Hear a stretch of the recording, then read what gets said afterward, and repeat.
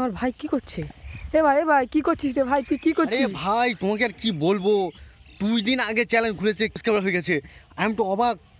দেখি দেখো দেখো দেখো, দেখতে পাচ্ছ 30 মিলিয়ন সাবস্ক্রাইবার হয়ে গেছে। হ্যাঁ, যে বিশ্ব রেকর্ড হয়ে গেছে। আমি সত্যি বলছি না, যে এটা সাবস্ক্রাইব করে দেয় আমিও ফলোয়ার্স হয়ে যায়, ঠিক আছে? সেই লেভেলের বেলায় কেন বাজিয়ে দেয়। সত্যি বলছি রেকর্ড আমার দিকে ঘোরাও ক্যামেরাটা। সত্যি বলছি বিশ্ব রেকর্ড করে ফেলেছে।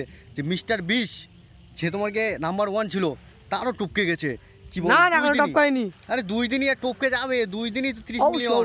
4 দিন হলে কত মিস্টার বিশ এই তো 100 দিন না কত দিনে হচ্ছে 30 মিলিয়ন টপকে ছিল। আর এই দেখো 2 দিনই, এটা অসম্ভব ব্যাপার, কি করে হতে পারে সে, কি বলবো। একদম সত্যি বলছি, আমি খুবই এক্সাইটেড। আমি ভাবতে পারছি না, আমি 2 বছর ধরে খাবড়াচ্ছি, আমার 2000 সাবস্ক্রাইব হলো না, আর 2 দিন খুলে নিল আর সাবস্ক্রাইব হয়ে গেল। সত্যি আফসোস, 30 মিলিয়ন মানা যায় না। সত্যি বলছি একদম 30 মিলিয়ন। সত্যি বলছি আমি তো অবাক। রোনাল্ডোর ফ্যান ফলোয়িং কি কম আছে নাকি? তাই নাকি? ভীষণ। তুমি কি রোনাল্ডোর ফ্যান? ইয়েস। কি বলছো? রোনাল্ডো মানে কি বলছো? ইনস্টাগ্রামে 5 পয়েন্ট কত 5 কতটা হবে? হ্যাঁ, অনেক বিশ্ব রেকর্ড, ইনস্টাগ্রামের রেকর্ড আছে। আরে ইনস্টাগ্রাম যেরকম রেকর্ড আছে, তোমাকে ইউটিউবে রেকর্ড বানিয়ে দিয়েছে। এরকম রেকর্ড আশা করি বলতে এখন ম্যাক্সিমাম দু আর কি জেনারেল। মেসি আসলেও পারবে না, মেসি নেইমার পারবে না। রোনাল্ডোর যা ফ্যান ফলোয়িং, সত্যি বলছি আমি তো অবাক। আমি সত্যি বলছি কাল থেকে ফলো করছি, এত কথিতি যে ওনার ফলোয়িং বাড়ছে যে ধারণার বাইরে। সত্যি বলছি খুব এক্সাইটেড। ভিডিও ছেড়েছে একটা কটা, আরে বেশি না 19টা না কটা শর্ট ভিডিও আছে, আর লং ভিডিও মিলে লং ভিডিও ওই 1 মিনিট, সবচেয়ে হাই যেমন 4 মিনিটের একটা ভিডিও, সব শর্ট ভিডিও।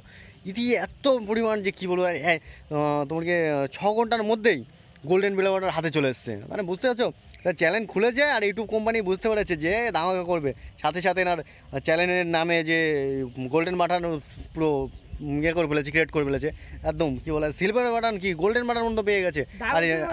আর সাথে ডায়মন্ড প্লেয়ার বাটনও পেয়ে গেছে। কি বলো, 2 দিনই সত্যি অবাক।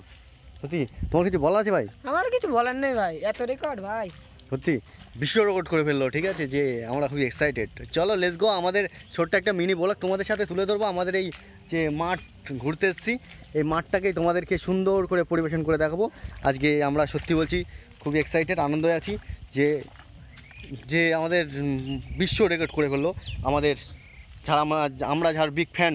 কিন্তু আমার ভাই বলে রোনাল্ডো। সো গাইস, আজকে নিউ ব্লগে তোমাদেরকে স্বাগতম। আজকে আমি দুটো টপিক নিয়ে কথা বলবো, আর আমাদের এই সুন্দর মাঠটাকে তোমাদের ভ্রমণ করে দেখাবো। আমি আর আমার ছোটো ভাই আছি, ঠিক আছে? তো ভিডিওটা জানি না তোমাদের কেমন লাগবে, আমি কতটা তোমাদেরকে আমি জানাতে পারবো, কতটা আমি এক্সাইটেড কিছু কথা বলার জন্য। তো চলো লেটস গো, ভিডিওটা শেষ করা যাক। আর ভিডিওটা শেষ অবধি দেখবে না তো কিন্তু মজা হবে না। সত্যি বলছি খুবই এক্সাইটেড আছে আজকে। আর সত্যি বলছি আকাশের আবহাওয়া সত্যি দারুণ আবহাওয়া, যখন তখন পানি আসতে পারে। আর আমি কোনো সেফটি কোনো জিনিস নিই, সেই নিয়ে এসেছি একটা ছাতা। হ্যাঁ, একটা ছাতা নিয়ে এসেছি। শুধু এই ছাতাটাই আমাদেরকে সেফটি দেবে, কি বলো ভাই? ইয়েস। তো এখন এই অবধি আমি মাঠে আছি, আর মাঠে এসে দেখতে পাচ্ছি দারুণ পুঁইশাক গাছ আছে এখানে রাখা। দেখতে পাচ্ছ পুঁইশাক, ও মাই গড, পুঁইশাক। যে পুঁইশাক খেলে গায়ে শক্তি বাড়ে। আর আছে ঢ্যাঁড়স গাছ, যে ঢ্যাঁড়স গাছ খেলে, হ্যাঁ অসম্ভব। আমার ভাই একদিনকে 4টে ঢ্যাঁড়স খেয়েছিল কাঁচা, কি বলো? এটা খেয়ে দেখাবো নাকি? ঢ্যাঁড়স আছে, ওইটা আছে, খেয়ে দেখাও একটা।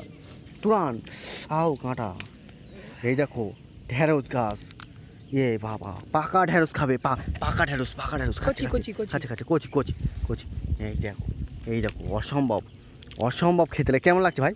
খুব ভালো, একটা খেয়ে দেখো তুমি। না তুমি খাও, এই দেখো কীভাবে খাচ্ছে দেখো, কি অবস্থা। আমি মা গড, খাও ক্যামেরা খাও। খুব ভালো টেস্টি, খুব ভালো। মিষ্টি না ঝাল? কোনো করছি না। সত্যি বলছি আমরা মাঠে এসেছি, অনেক ভালো জিনিস পাবে তোমরা। এই ভিডিওটা পুরো এনজয় করলে অনেক সুন্দর জিনিস দেখতে পাবে। তো আজকে আমরা ভিডিও শুরু করতে যাচ্ছি, আর ভিডিও শুরু করার আগে বুঝতে পারছো কেমন ধরনের ভিডিও হবে। তো সাথে থাকো, এনজয় করো। আর সত্যি বলছি খুবই এক্সাইটেড আছে আজকে আমি, আর সেই জন্য এসেছি।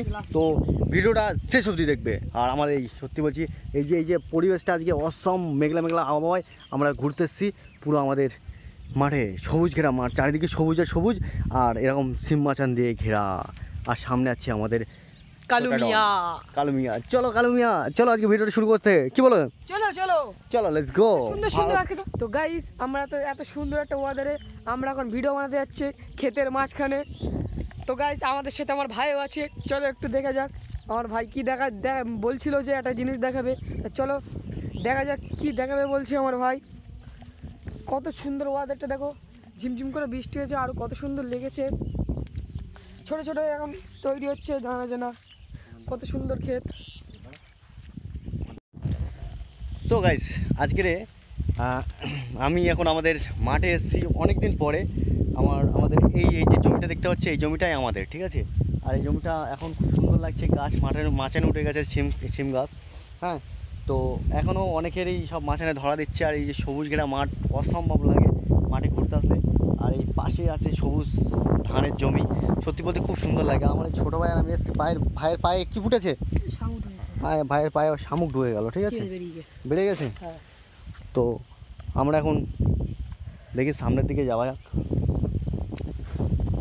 দেখতে পাচ্ছ এই সবুজ ঘেরা ধান মাঠে দেখতে পাচ্ছ একদম পুরো সবুজ ঘেরা ধান আর ধান, সত্যি বলছি অসম লাগে এইসব মাঠ আসলে। এই যে মাঠের যে একটা যে খুশবু, এই যে ধানের কাঁচা ধানের যে খুশবু সুন্দর, সেই লেভেলে লাগে। কি বলো, ভালো লাগছে তো? একদম ভালো, মানে এখানে ঝাঁপিয়ে পড়তে ইচ্ছে হচ্ছে। না ধান ভেঙে যাবে, ঠিক আছে।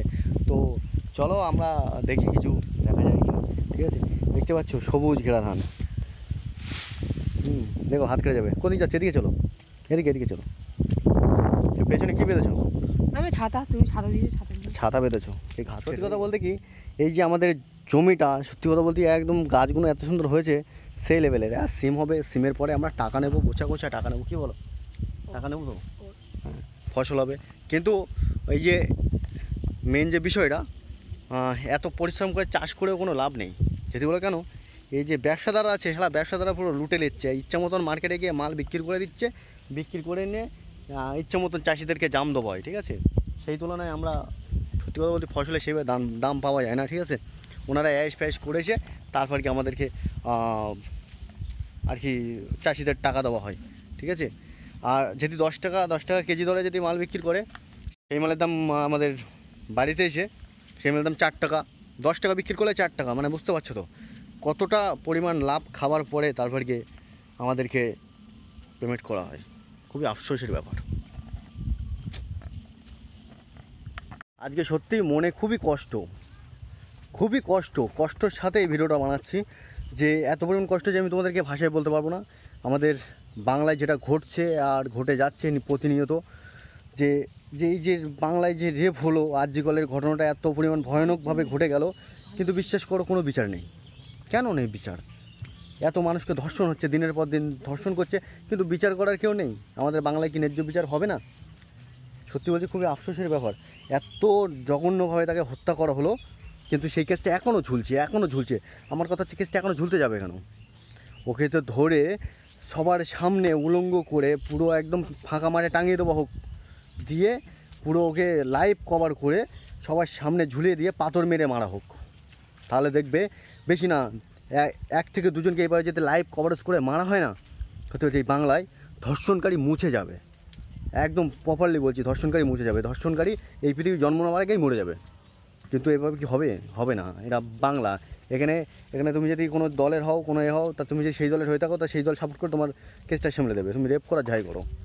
এই বাংলায় এতভাবে আন্দোলন হচ্ছে, কিন্তু তারপরেও দেখো রেপ ঘুরে যাচ্ছে। ভাই কোথায় হলো একটা রেপ?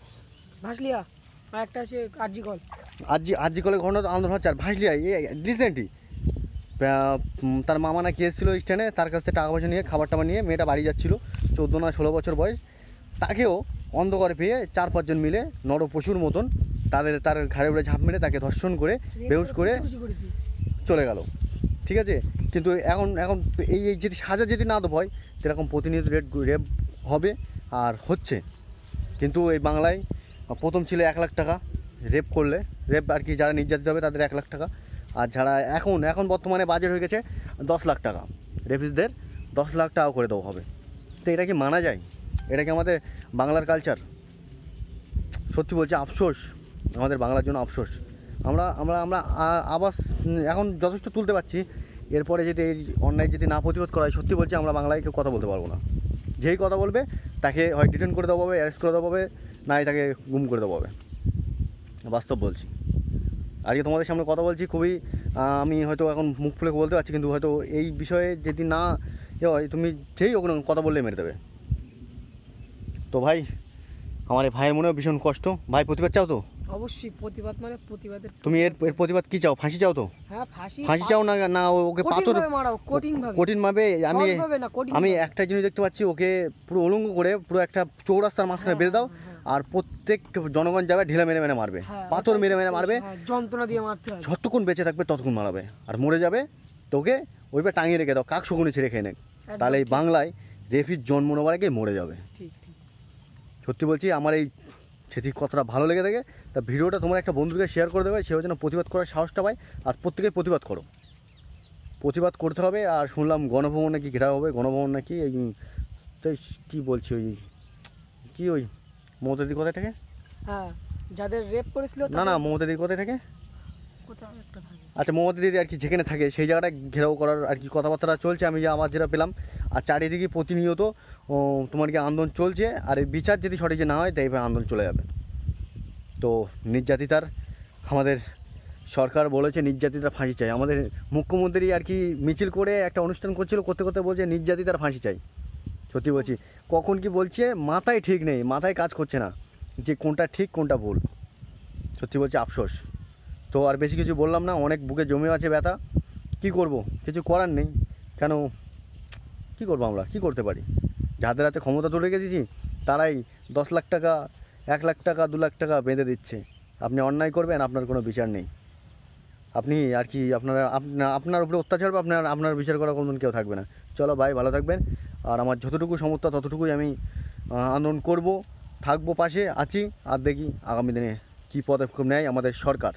চলো ভালো থাকবেন। আর বাংলার মানুষ তোমরা সচেতন থাকো, না তো তোমাদের অনেকে বলছে যে যে ও সামান্য ছোটোখাটো ব্যাপার। তোমার ঘরে একটা মেয়ে আছে, তোমার ঘরে একটা বোন আছে, সবাই আছে, একটু কথাবার্তা ভেবেচিন্তে বলবে। বলো ঘাস খাবে নাকি? হ্যাঁ খাবো। তুমি দেখছি ছাগল হয়ে গেছো।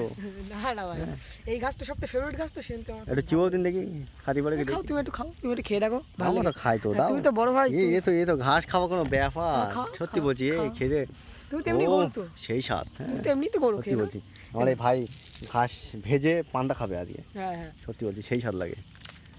চলো আমরা এই দাঁতে যাই। চলো, আমি মাছ কাটতে যাই, আমি ঘাস কাটতে যাই। তো সত্যি বলছি, এই আমাদের মাঠ অসম্ভব সুন্দর লাগে। এই মাঠে বিশেষ করে কিছুদিন আগে মাঠ পুরো বুড়ে ছিল একদম ভয়ানকভাবে।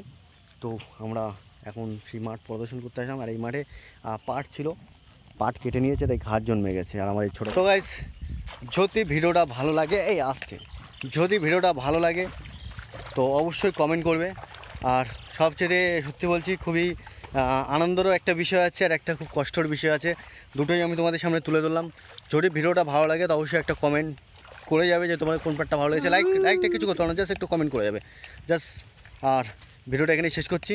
আশা করি তোমাদের যথেষ্ট পরিমাণে আমি অনেক কিছু জানকারি দিলাম। তো ভিডিও ভালো লাগলে অবশ্যই একটা কমেন্ট করবে। ভাই তুমি কিছু বলে দাও। না না কিছু বলবো না, একটা কিছু বলে দাও। না কিছু বলে দাও। তো ভাই কিছু বলবে না, ভাই চলে যাচ্ছে। চলো লেটস গো, আবার দেখা হচ্ছে নেক্সট কোনো ব্লগে, তোমাদের সাথে দেখা হবে অবশ্যই। ঠিক আছে, ঠিক আছে।